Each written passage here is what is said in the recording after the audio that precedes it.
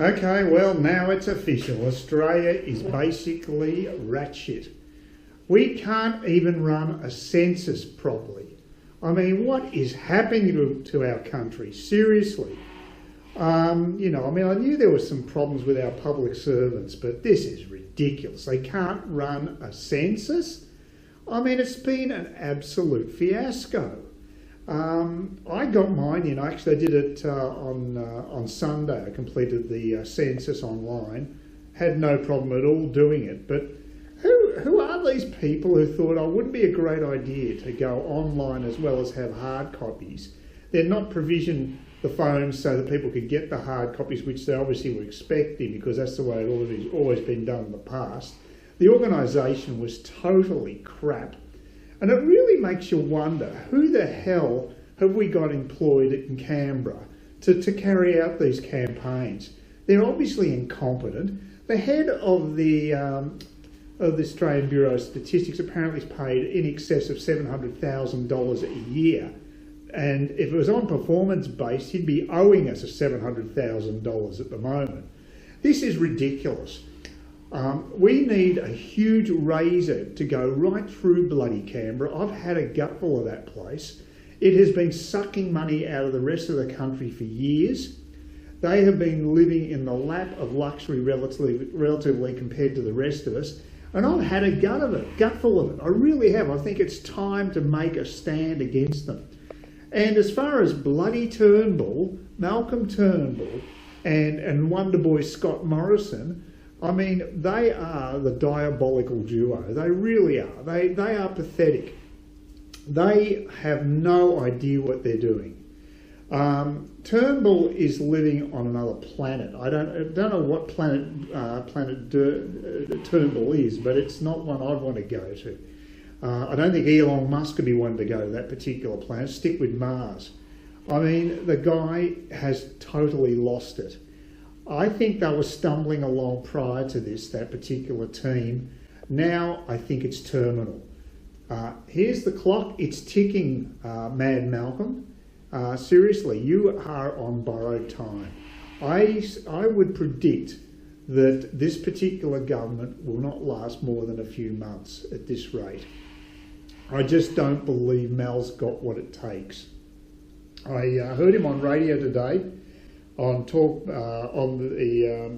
a talkback station and being interviewed about this situation.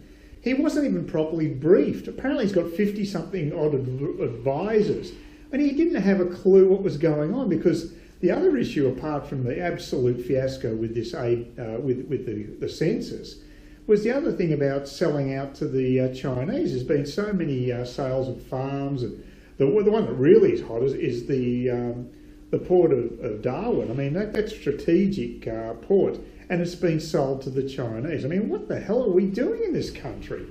It just never stops lately. These politicians, they just have no idea what the average Australian wants anymore. They are totally out of touch. And, Mad Mal Turnbull, seriously, the guy has really got no idea. He's sort of, I don't even think he's sure about his gender. He had this bizarre rave about how he was the captain of a ship, sort of like trying to be poetic, I think, but it was just bizarre. And of course the captain was female, so has he got sort of gender ID issues happening there? I don't know. I mean, anything's possible, who knows what the Prince of Piper point is going on in his mind. All I know is the man is extremely good at sitting on his hands, fiddling while Rome burns, and we've got a pile of debt building up and up and up. He's not prepared to make tough decisions like slash and burn in Canberra, who is well overdue for a good razor gang job. I mean, really. There is so much waste in this country. Our institutions are going to the dogs. Our education system is not progressing. The NAPLAN scores have showed that that's not occurring. So much for Gillard and all the BS about the education revolution. It's just slogans. And of course, Malcolm is not adverse to a few slogans himself. all this garbage like we've got to be agile and we're living in exciting times. I mean, give me a fucking break, Malcolm. I mean, get real. We need real leaders. We used to have good leaders. We had a good team in Hawke and Keating years ago, and more recent times we had Howard and Costello. Now, whatever you think of these guys, at least they had an economic nous. I think people on both sides of the political fence would agree there that both of those people, Keating and Costello, were pretty sharp when it came to the economy. And they were realists. I mean, if this situation we had now was occurring and Keating was in control, he would not be swimming the situation. He'd be saying, we're heading for that banana republic again. And that's what we need. We need realism, not this lily-livered garbage we've got these days. I mean, it's right across society, though. It's not just government. We've also got pathetic CEOs who will not make tough decisions and back the austerity when it's required. We've just become so soft and politically correct. The whole society has to really toughen up, and I don't know how that's going to happen. I think there is a sea change taking place as in the last election, where you've got groups that are rising.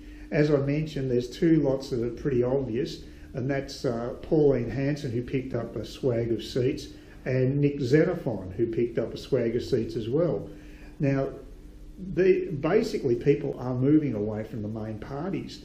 And you know, I mean, it's not surprising. If you have a chat to people at the pub, which I do, that's the sentiment that's going around. But, you know, the main parties are on the nose. There's no doubt about it.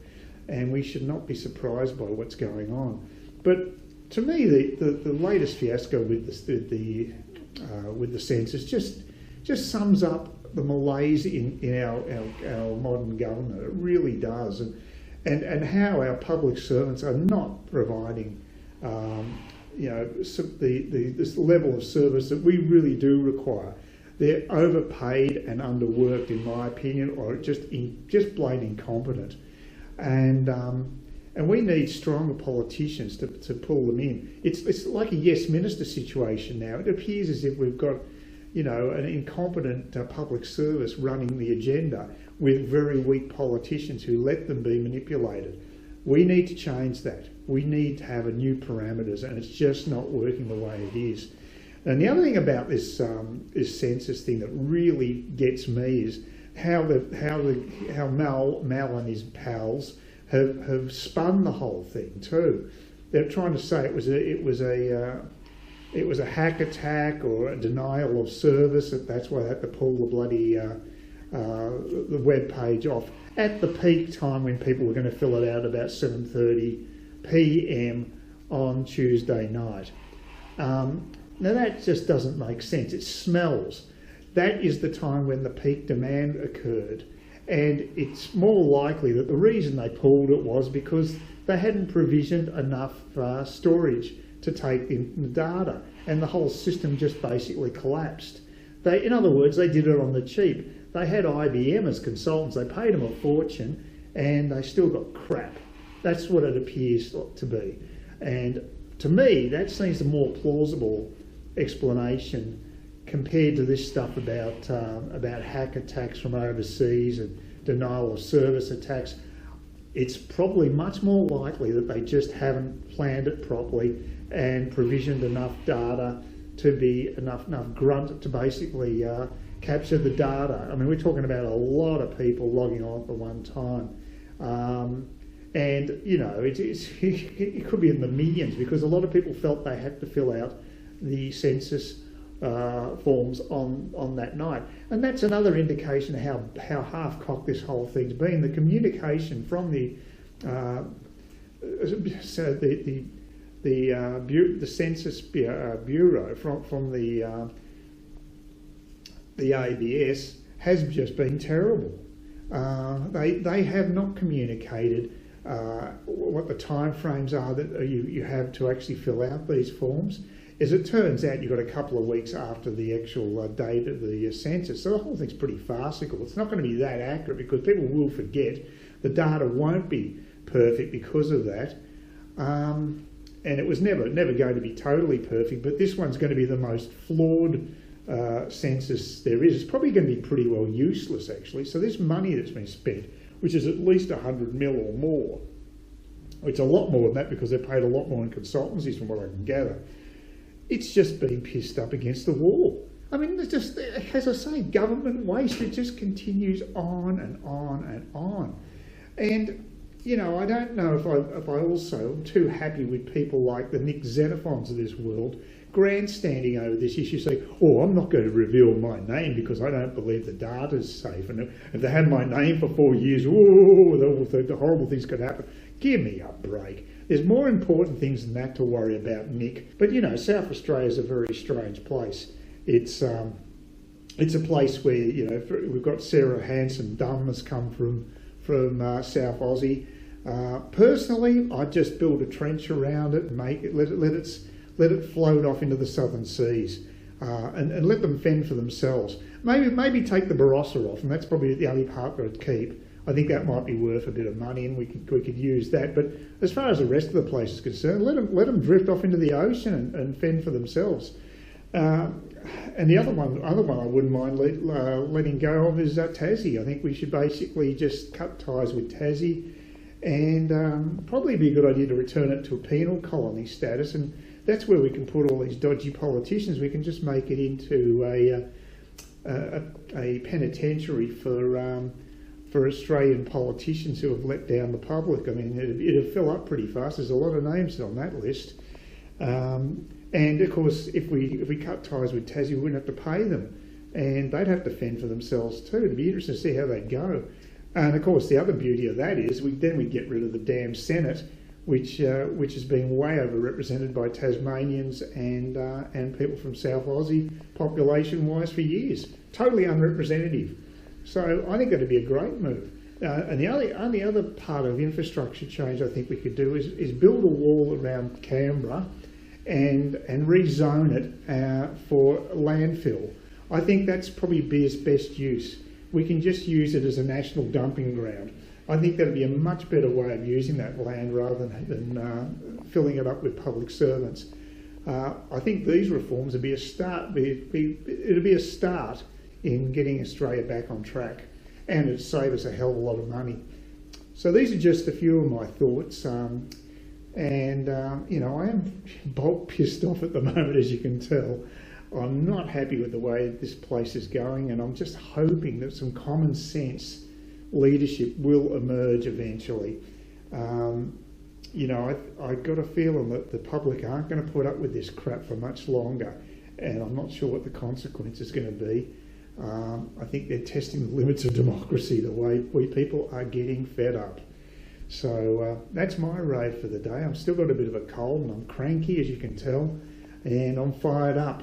And I've been wanting to pay out on our politicians for a while. I haven't finished, by the way. I've got a few others I'd like to mention. There's plenty in this rogues gallery that deserve attention, and I'll add that at another occasion. So it was basically the census who galvanised me. This ridiculous situation we have, where we can't even do a basic census. I mean, these days, what is going on? Anyway, that's all I've got to say right now, and but there'll be more to come.